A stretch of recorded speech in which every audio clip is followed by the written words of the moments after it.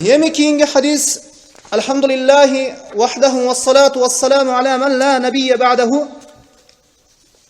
An Ebi Rukayyete Temim İbni Avsin Edderi radıyallahu anhu ennen nebiyye sallallahu aleyhi ve sellem kal Eddinu nasiha kulna limen kale lillahi ve li kitabihi ve li rasulihi ve li eyyimmetil muslimin ve ammatihim ravahul muslim.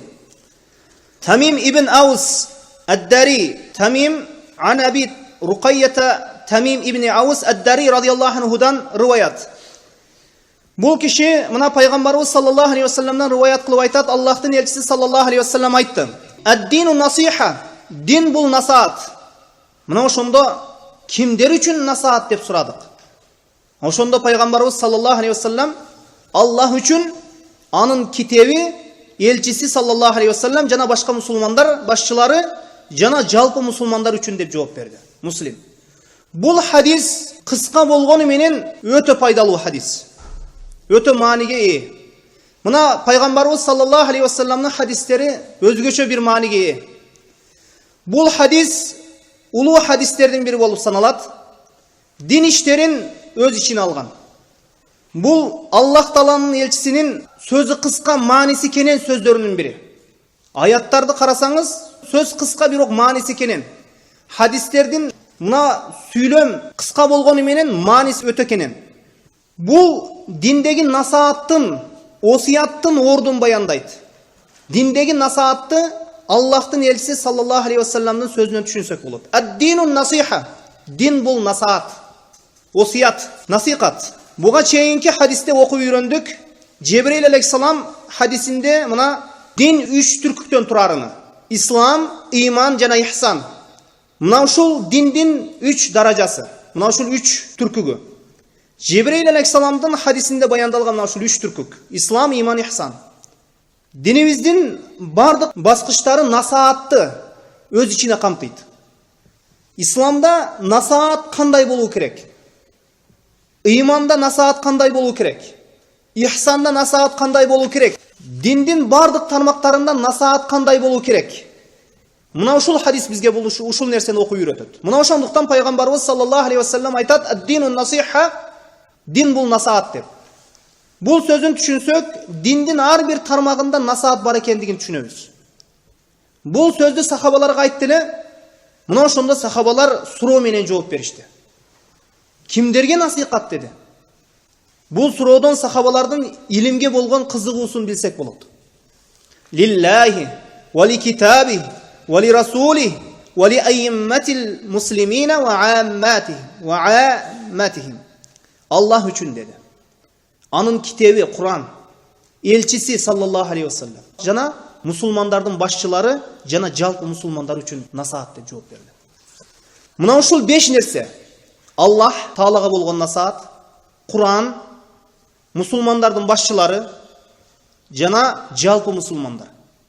Yemi Allah'ka, anın kitabine, anın elçisine, musulmanlar başçılarına, jalpı musulmanlarga osiyat, nasihat kanday boluu kerek. Bul sözden maksat жақшылықты қалу аларға. Bul degeni başka bir öge жақшылықты қалу. Bul söz Peygamberimiz sallallahu aleyhi ve sellem'nin tömönkü sözüne okşap ketedi. Ad-dinu nasiha degen, din nasihat degen. Sizden biri İslam degen hem ne dese жооп berip koyunuz. Ad-dinu nasiha dep, din bul nasihat dep. Mına bul nerse oğa okşap ketedi bul söz. Ve yushbihu hadihil cümle kavluhu sallallahu aleyhi ve sellem el-haccu arafa. Acılık Arafat menen degeni. Arafat degen acılık rükünlerin biri bolup sanalат. Kim Arafat'ta turbasa al acı bola albayt. Mına acıga barгандан кийин Arafat'ta turgan bolsa, al acı bolup esептелинет. Эгер башка rükünlerге жетпей калып Arafat'ка жеткен болса, al acı bolup esептелинет. Arafat bul acılık. Arafa деген bir жер бар. Ошол жерде acılık ibadat ишке ашырылат. Дагы bir hadisine окшош. Ad-du'a huwal ibada. Dua bul ibadat degeni. Dua ibadat ekendiginde bul jerde duanın ibadattagı ordun bayandaydı. Din nasihat degen söz dindegi nasihattın ordun bayandaydı. Allah'ka janan kitabine, elçisinin jana jalpı musulmanlar başçılarına, musulmanlarga bolgon nasihat kanday boluu kerek. Mına kebir rivayattlarda kelet. Annen Nebiye sallallahu aleyhi ve sellem karrara hadihil cümle ad-dinu nasiha thalathan. Mına uşul din nasihat degen sözdü Peygamberimiz sallallahu aleyhi ve sellem başka bir hadiste 3 jolu qaytalap aytkan. Ad-dinu nasiha, ad-dinu nasiha, ad-dinu nasiha. Din nasihat, din nasihat, din nasihat deb 3 jolu qaytalap aytılgan. Alemi bu hadiste rivayet kılgan Sahih Müslim'de, İmam Müslim rivayet kılgan hadiste bir jolu qaytalap aytып Peygamberimiz ad-dinu nasiha, din bul nasihat deb aytkan. Allah'ın elçisi sallallahu aleyhi ve sellem'den din nasihat deb aytkan sözü sahabalardı köngülünü özüne qarattı. Jana kızıgışıp suraştı. Kimler üçün nasihat deb aytты. Kızıgуулары kаттуу ekendigini bildiret hadis ilimine. Hadiste kelген 5 nerseni dindin nasihat ekendigini bayandap berdi bizge. Mına şul hadiste kelген 5 nerse dindegi nasihat ekendigi bayandalат. Bul sözgө ilimdүүлөр өздөрүнүн nasihattарын mına şul bul sözdөрgө ilimdүүлөр өздөрүнүн mına koldan kelişinçe düşündürmelerini berişken. Oşolordan içinden en jakşısı Amr ibn Salah'tın kitabında Kitabuhu Siyanatu Sahihul Muslim degen kitap yazgan bu kişi. Bu kitapta Şeyh rahimahullah İbn Racab'tın kebir sözlerini keltirgen. İbn Salah rahimahullah nasihattın manisin bayandap aytat. Nasihat kılıuçu, nasihat kılınouçuga jakşılıkты kaloosu deydi. Jakşılıkты kaloo til menen jana dene müçölөр menen, jana жүрөк menen bolot deydi.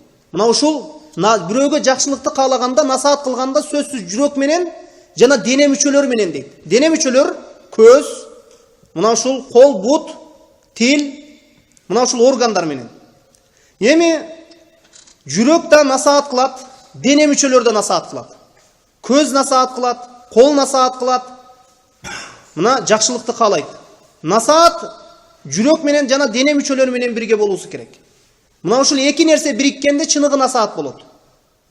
Emi fan-nasihatu lillah. En birinci nasihat kimge nasihat deb suraganda birincisi Allah üçün nasihat dedi. Emi Allah'a qanday nasihat kılуу керек degeni bu bayandaydı. Fan-nasihatu lillah. Allah üçün bolgon nasihat qanday bolot? Allah'a bolgon nasihat bul Allah'tın to'liq ısım sıfatlarına, jana anın ululuğuna, tauhidine çakırуу. Mına uşul Allah'a bolgon nasihat Allah'tın birligine, Allah'tın tauhidine çakırуу. Allah'tın rububiyatına, Allah Taala rızkı berүүчү, öldürүүчү, tiriltүүчү bul rububiyya. Anın uluhiyatına, bardyk ibadatарды birin kалтырбай барын Allah Taalaga gana arnayбыз. Bul uluhiyya. Jana Allah'tın absoluттуу ысым sıfatları. Allah Taala көрүп турат, угуп турат, билип турат. Mına uşul nerselerge iman keltirүү. Mına uşul nasihat. Jana ошондой эле Allah'ты жаратылгандарга окшоштурбоо. Isım sıfatlarının manisini burmalaboo. Jana mahluktardын жаратылгандардын ысым sıfatlarına окшоштурбоо. Ar kanday kemçiliklerden taza dep bilүү. Ar kanday şirkten, ar kanday jaman şirktin ar kanday türlöründen taza dep bilүү. Mına uşul nerselerge pende nasihat kılуу керек. Kimdi? Oşol musulmandарды, başkalardı çakırуу керек. Allah'a bolgon nasihat bul Allah'tın tauhidine çakırуу degeni. Allah üçün nasihat bul Allah'tın tauhidine çakırуу. Bul müşrik, je bid'atçı, bul nasihatçı emes. Oşol Allah'tı tanıp bilүүgө, oşol Allah'a şirk keltirgen insan, oşol Allah'tı tanıp bilүүчү, çınıgı nasihatçı bola albayt, tauhidke çınıgı çakırуучu bola albayt. Allah'tın ысым sıfatların birin manisin buzgan bolsa, özgörtürgen bolsa, burmalagan bolsa, tavil kılgan bolsa, bul Allah'tın tauhidine nasihat kılуучu emes. Oşonda ele Allah'tın akısı bolgon ibadatta Allah'tan başkaga arnasa, al Allah'tın dinine nasihat kılуучu emes. Allah'tan başkadan jardam surasa, Allah'tan başkaga dua kılsa, Allah'tın tauhidine nasihat kılуучu emes. Nasihat tauhid menen gana nasihat bolot, osiyat bolot. Çınıgı nasihatçı bul muvahhid. Rububiyatına, Allah'tın uluhiyatına, ысым sıfatlarına, mına uşul Allah'tın uluhiyatında, rububiyatında, uluhiyatında, ысым sıfatlarında Allah'tı жалгыз dep bilet. Allah'tın rububiyatında, jana uluhiyatında, ысым sıfatlarında şirk keltirgen insan çınıgı nasihatçı emes. Jana ошондой эле Allah жакшы көргөн, Allah жаман көргөн nerselerde Allah жаман көргөндү жаман көрүүчү, Allah жакшы көргөндү жакшы көрүүчү, бул чыныгы насаатчы. Allah'ta har kanday kemçilikten aruu taza degen bul iki taraftan bolot. Birincisi Allah Taala'nın har kanday kemçiliklerden taza dep bilet. Ekinçisi Allah Taala'nı mahluklarga okşoşturbayt. Лайса камисруху шей ва хуа самиул басир.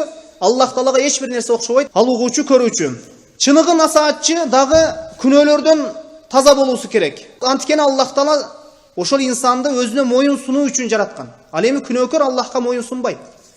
Ошондуктан колдон келишинче күнөөлөрдөн алыс болуу керек. Мына пайгамбарыбыз саллаллаху алейхи ва саллям айтат: "Куллу ибну адам хаттаун ва хайрул хаттаин ат-таввабун." Ар бир адам баласы күнөөдөн таза эмес. Ката кемчилдиктен таза эмес. Күнөө кылуучулардын эң жакшысы күнөөсүнө тооба кылгандар.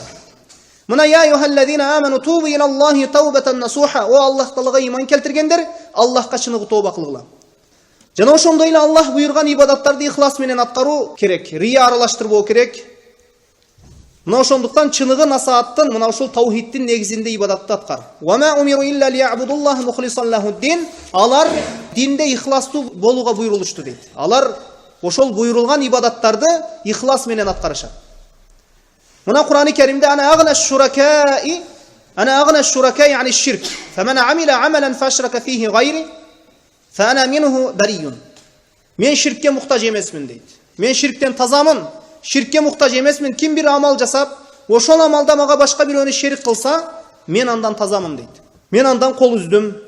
Аллах үчүн жакшы көрүү, Аллах үчүн жаман көрүү дегенден болуш керек. Авсақу урал иман ал хуббу филла вал бугду филла. Имандын эң бекем түйүнү дейт пайгамбарыбыз саллаллаху алейхи ва саллям айтат: Аллах үчүн жакшы көрүү, Аллах үчүн жаман көрүү. Жана ошондой эле бул Аллахтын динине чакырган чыныгы насаатчы бул бидаатчылар менен, мунафыктар менен, динде жок нерселерди жасагандар менен, ширк менен, Аллах харам кылган нерселер менен дагы бул киши күрөшөт. Бул ан-насихату лилла, Аллахка болгон насаат мына ушул. Аллахтын бирлигине, Аллахтын таухидине чакыруу деген мына ушул. Эгерде ким таухидсиз ибадат кыла турган болсо, намаз окуса, орозо тутса, садака берсе, тахажжуд намаздарын окуса, бирок ал Аллахка ширк келтирсе, тумар такса, Аллах Тааладан башка бир нерсеге сыйынса, анын ибадаттары бекер. Тозуган чаңдан айырмасы жок. Бул Аллахтын таухидине чыныгы насаат кылуучу пенде эмес. Ал кайдагы бир бидааттарга, ширктерге чакыруучу инсан. Эми ван насихату ли китаби, Аллахтын китебине болгон насаат кандай болот? Аллахтын китеби бул Кур'ан. Бул Кур'андын оң жагынан келсин, сол жагынан, артынан, алдынан келсин, бул китеп эч качан өзгөрбөйт. Аллах Тааладан вахий аркылуу кандай түшкөн болсо, кыяматка чейин ошондой барат. Я юхаллазина аману биллахи ва расулихи вал китаби аллази наззала аля расулихи. О иман келтирген адамдар Аллахка, пайгамбарына, ошол пайгамбарына түшүргөн китепке иман келтиргиле дейт. Ошол пайгамбарына түшкөн китеп Кур'ан-ы Керим. Аллахтын китебине болгон насаат бул ага иман келтирүү. Анткени бул китеп вахий аркылуу Аллах Таала тарабынан түшкөн. Бул китеп аркылуу адамзат бактылуу болот. Бул китептин кадырын жакшы билүү керек. Улуу китеп. Өткөн салихиндер айткан экен: ким Аллахтын сөзү менен махлуктун сөзүнүн айырмасын билгиси келсе, Кур'ан ага ажыратып берет деген экен. Кур'анды ачың, адамдын сөзү менен Аллахтын сөзүнүн айырмасына бара турган болсоңуз, мына Кур'ан-ы Керим айырмалап берет. Аллахтын шариатын улуулоо, ким Кур'анды улууласа, бул таквалуулуктун белгиси. Аллахтын китеби улууланат, ар кандай кемчилдиктен аруу таза. Кур'анды кордоо бул арам жана капырлык.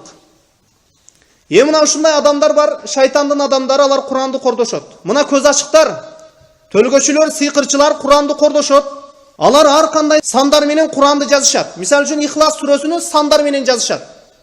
1, 2, 3, алардын ошол илиминде Кур'анды сандар менен жазышат. Бул Кур'анды кордоо. Бул иштери менен алар шайтанга жакындашат. Тумарларга жазып беришет. Тумарларды ичине ачып карасаңыз, Ихлас, Фалак, Нас, Аятал Курси бар. Ошол жерге Аллахтын ысым сыпаттарынан жазып коюшат. Тумарларга жазып беришет. Анан аны менен адамдар ажатканага киришет. Кур'ан менен ажатканага кирүү бул өтө жаман нерсе. Бул Кур'анды кордоо дегени. Кээ бир алымдар капырлык деп айткан. Ошол Кур'анды тумарларга жазуу бул шайтандын иши. Мындай адамдар бул иштери менен шайтанга жакындашат. Жана ошондой эле кээ бир инсандар Кур'андын үстүнө ар кандай нерселерди коюп коюшат. Кээ бирлер Кур'андын үстүнө телефондорун коюп коюшат. Аллахтын китеби урмат кылыныш керек. Кээ бирлер ар кандай буюмдарды Кур'андын үстүнө коюп коет. Эч качан койбоо керек. Жана ошондой эле Кур'анды daarат менен кармоо керек. Кур'андын барактарыны ар кайсы жерге таштабоо керек. Кээ-бир жерде Курандын кээ-бир барактары табылып калат. Бул албетте Куранга болгон урматсыздык. Кээ-бир инсандар Куранды машиналарына салып коюшат, бир нече күндөр бою окуусуз калып кетет. 1 ай, 2 ай жата берет ал жер, чаң басып. Ошондуктан жалпы мусулмандар Куранга жакшы насаатта, мына ушул башка бир мусулмандарды чакыруу керек. Куранга жакшы мамиледе болуу керек. Чыныгы окуу керек. Аллазина атайнахумул китаба ятлуна хакка тилавати улайка юъминуна бихи. Мына Бакара сүрөсүнүн 121 аятында биз китеп берген инсандар, мына ошол биз китеп түшүргөн китепти чыныгы моюн сунушуп, чыныгы өкүмдөрүнө моюн сунушуп, аны бурмабай окушат дейт. Биз китеп берген, Торатты берген адамдар арасында дейт, анын бардык өкүмдөрүнө моюн сунгандары жанан туура бурмалабай окушат дейт. Бул жерде дагы бир мааниси ушундай. Ошолор гана Куранга иман келтиришет дейт. Эми Аллахтын түшүргөн китебини чыныгы ихлас менен окуйт дейт. Чыныгы ихлас менен берилип, бурмалабай окуйт. Азыркы кезде Курандын маанилерин бурмалап элдерге түшүндүрүп аткандар толтура. Кайдагы бир жомокторду айтып аткандар толтура. Алымдар айтат, чыныгы Куранды окуу 3 нерсени өз ичине алат. 3 түрдө болуш керек. Биринчиси Куранды жакшы кооз кыраат менен окуу керек. Экинчиси ойлонуп, Куранды туура жана ошондой эле кооз кырааты менен окуш үчүн таджвид илимин окуп чыгуу керек. Таджвид илимин окуу керек. Экинчиси анын маанилерин ой жүгүртүш керек. Китабун анзалнаху илайка мубаракун лияддаббару аяти ва лиятадаккару улул албаб. Биз сага бул берекеттүү Куран китепти анын аяттарын акылдуу адамдар түшүнүп окушу жана андан акыл насаат алыш үчүн түшүрдүк дейт. Биз бул Куран-ы Керимди, ыйык Куран-ы Керимди ойлонушуңар үчүн, акылдуу инсандар, акылы бар инсандар мына ушул нерседен акыл насаат алуулары үчүн биз түшүрдүк ушул Куран-ы Керимди дейт. Куран-ы Керимден бир акыл насаат алуу керек. Афала ятадаббаруна ал-Кур'ан валау кана мин инди гайрилла лаважаду фихи ихтилафан касира. Алар Куранга терең пикир менен ойлонушпайбы, окушпайбы дейт. Эгер Куран Аллахтан башканын алдынан болсо, Аллахтан башкадан болгондо андан көптөгөн карама-каршылыктар табышат болчу дейт. Үчүнчүсү, Куранга амал кылуу керек. Куранды окуу менен чектелбөө керек. Сөзсүз Куранды эрчүү, таджвид менен жана ошондой эле ага амал менен. Куранды окуп коюп эле ага амал кылбаса бул жетишсиз. Сөзсүз амал менен окуу керек. Эми ал-Курану худжатун лак ау алейк. Куран сага далил болот, же сен Куранга далил болосуң. Куран пенденин зыянына же пайдасына далил болот. Мына көпчүлүк Куран жаттагандар Аллахка ширк келтиришет. Мына көп алар. Куранды окуйт да, олиялардан, дарактардан тумар тагып алган, көз мончок жаса берет, тумарларды жаса берет. Анан айтып коюшат, алар каар экен го, Куранды жаттаган экен деп айтышат. Адамдар буларга алданат. Куран бул таухид.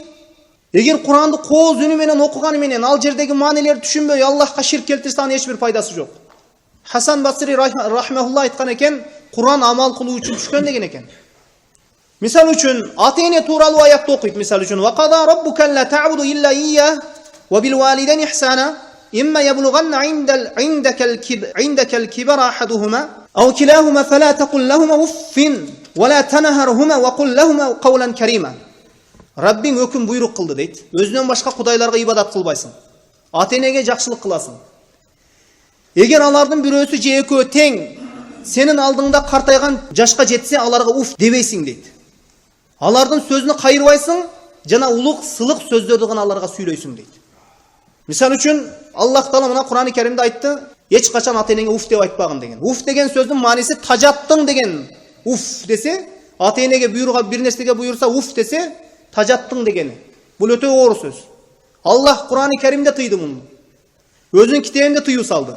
Эми ушул аятты окуйт дагы, жанагы Куранды жаттап алган инсан аятты окуйт дагы ата-энесине өзү ата-энесинин каргышына калган.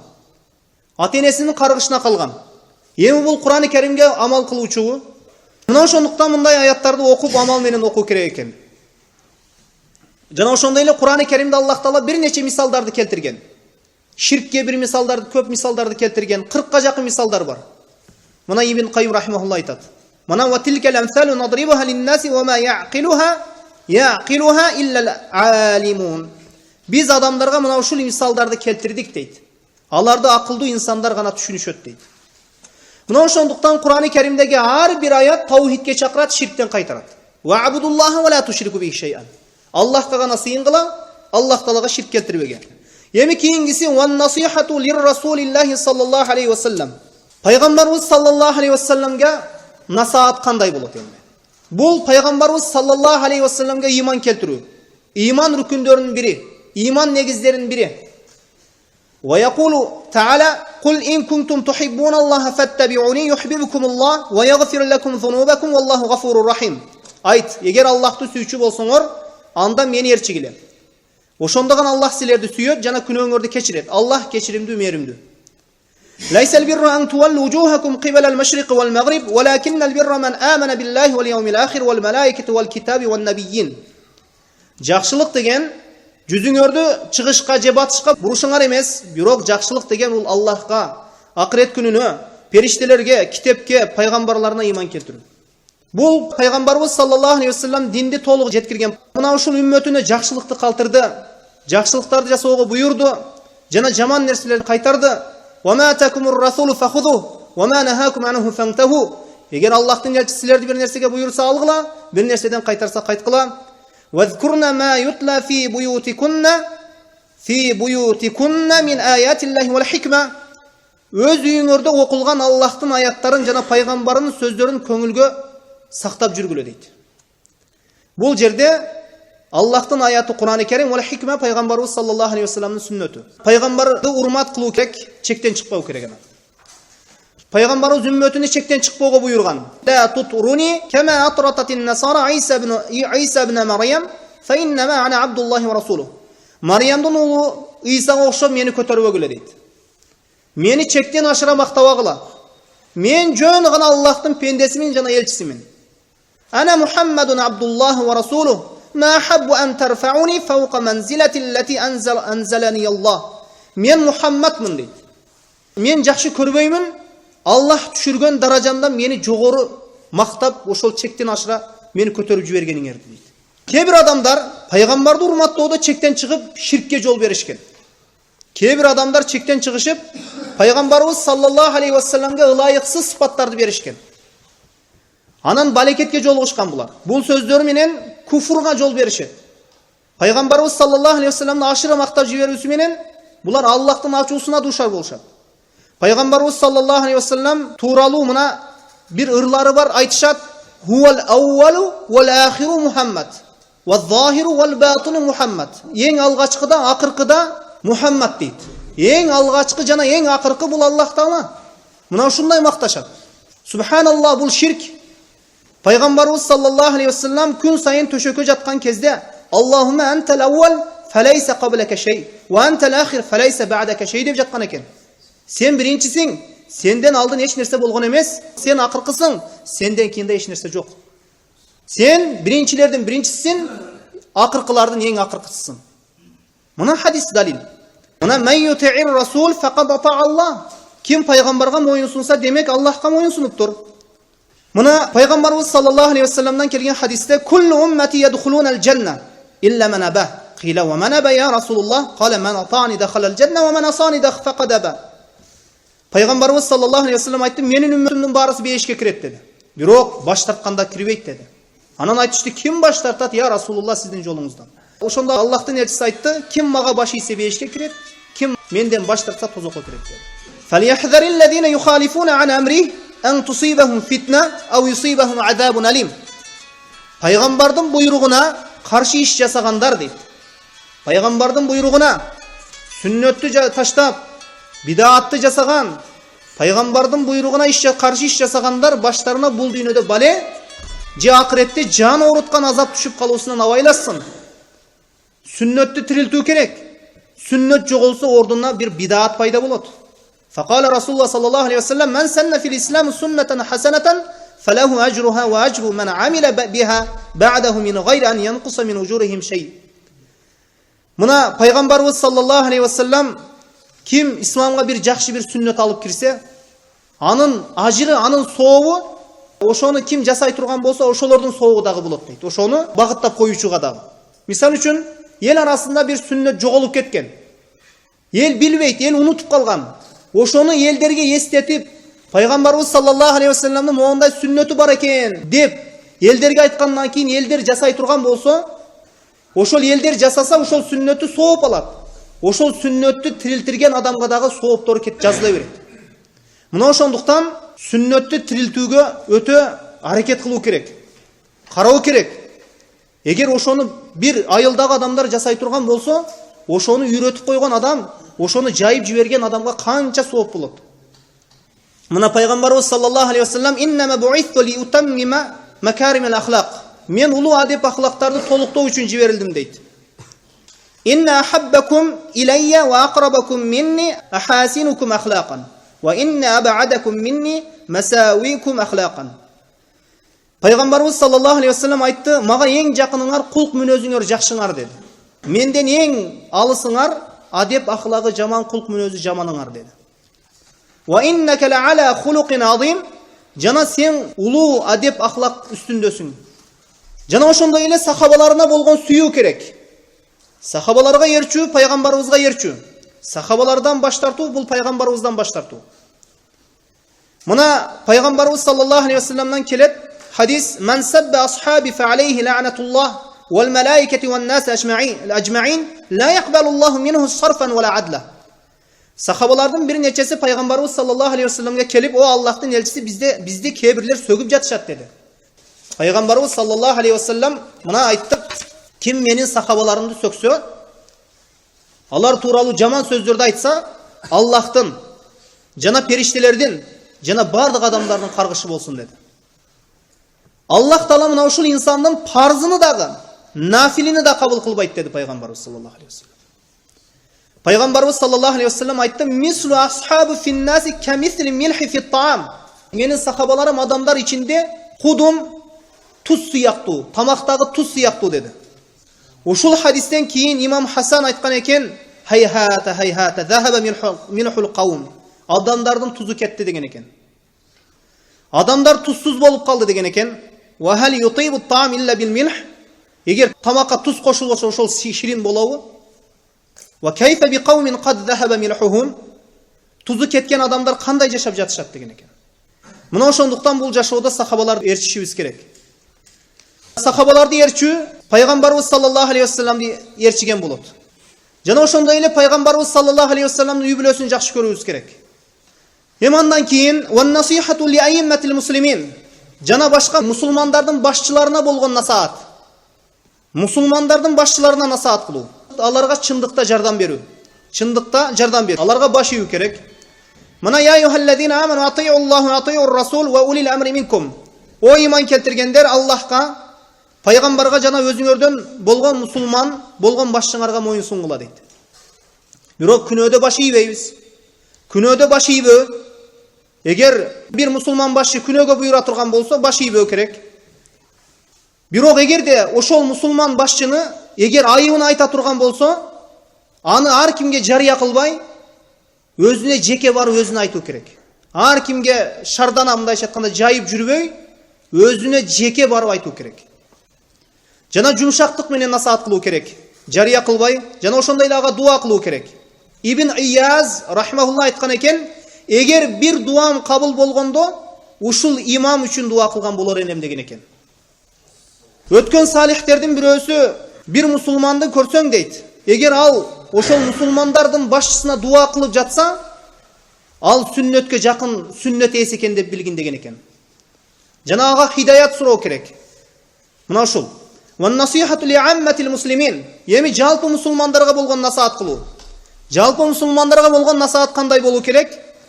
Алардын оңдолуусуна жардам берүү керек. Окутуу үйрөтүү керек. Дүйнөлүк жана акыреттик иштерди окутуу үйрөтүү керек. Бул инсандарды эң биринчи даават кылуу керек. Эгерде кимде ким исламга илимсиз чакыра турган болсо, ал пайдадан көрө зыянды көп алып келет исламга. Эң жаман даават, эң жаман чакыруу бул Аллахтын динине болгон чакыруу, бул жахилдин чакыруусу. Өзү эч нерсени билбейт даган адамдарды чакырат. Өзү эч нерсени билбейт даган кайдагы жомокторду сүйлөй берет. Өзү эч нерсени билбейт даган заиф хадис менен сахих хадистин айырмасына барбайт. Мына ошондуктан мындай чакырууларда илимге негизделбесе, мындай чакыруулардын зыяны гана болот. Жана ошондой эле мусулмандардын абийирин ачпоо керек. Бирөөдүн намысыны, бирөөдүн авратыны жаап жашыруу керек. Бирөө баланчы жерде зына кылып атыптыр. Мына ушундай жаман бир мусулман мындай иштерге бара турган болсо, мындай мусулмандын айыбын жаап жашыруу керек. Эгер айткың келсе, ар кимге айтпай, өзүнө жеке барып өзүнө айт. Эгер мына ушундай мусулмандын бир айыбын, бир кемчилдигини адамдарга жайып жиберүү бул өтө чоң күнөө. Аллах Таала Куранда бири-бириңерди аңдыбагыла деген. Мына ошондуктан мусулмандын айыбын, анын сырын, авратын жаап жашыруу керек.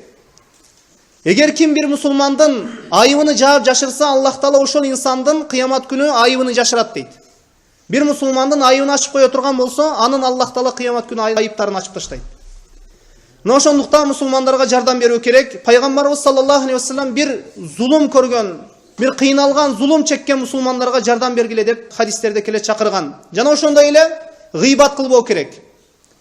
Мына биз азыркы кезде өтө гыйбат, өтө өнүккөн, ошо өтө гүлдөп, өнүгүп турган убакытта турабыз. Бул өтө чоң күнөө. Бул гыйбат өтө жаман. Мына ошондуктан гыйбаттан алыс болойлу.